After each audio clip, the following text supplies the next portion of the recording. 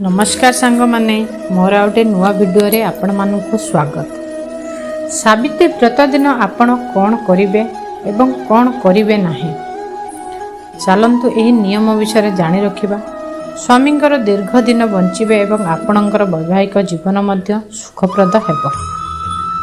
एही सावित्री व्रत उपवास रे किछि नियम अछि जाहाकु अनुसरण करिबा आवश्यक। एही उपवास रे नियम बिना पूजा फल हुए ना। सावित्री व्रत दिन कौन करिवे एवं कौन करिवे नहीं ताहा मने रखिबा उचित। तेबे आसंतु सावित्री व्रत नियम विषय रे किछि जानिबा। प्रत्येक वर्ष सावित्री व्रत ज्येष्ठ मास अमावास्या तिथि रे पालन करा जाए।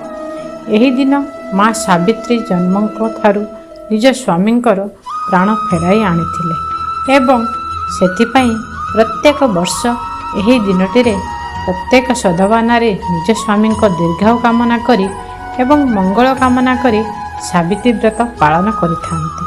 तेबे एही वर्ष सावित्री व्रत जून 6 तारिख ज्येष्ठ अमावास्या रे पड़िछि। एही व्रत रे बरगछ को पूजा करा जाए, तेणु एहाकु बट सावित्री मध्य कुहा जाए।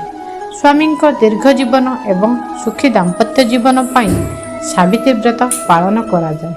एही व्रत उत्तर भारत रे ज्येष्ठ अमावास्या रे पालन करा जायथिबा बेले दक्षिण भारत रे पूर्णिमा तिथि रे बट सावित्री व्रत पालन करा जाए। एही दिन महिला माने उपासना और उपवास समय रे किछि गुरुत्वपूर्ण जिनिस ध्यान रे रखिबा उचित, जहा फल रे तुमर उपवास सफल हेबो एवं तुमर स्वामी दीर्घ दिन बंचिबे एवं तुमर विवाहित जीवन सुखी हेबो।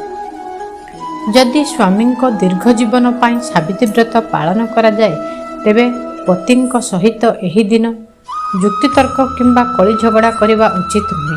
स्वामी एवं स्त्री भल आचरण करने उचित।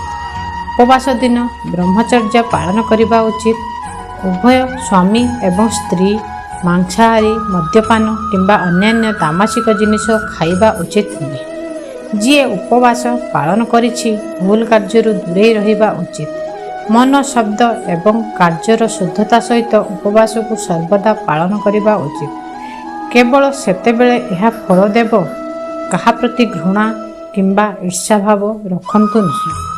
सावित्री व्रत दिन महिला माने सेमानंकर श्रृंगार द्रव्य किंबा पोशाकरे कला नील एवं धला रंग व्यवहार करने उचित नहीं। जेपरि एही रंगर चूड़ी शाढ़ी बिंदी इत्यादि व्यवहार करंतु नहीं।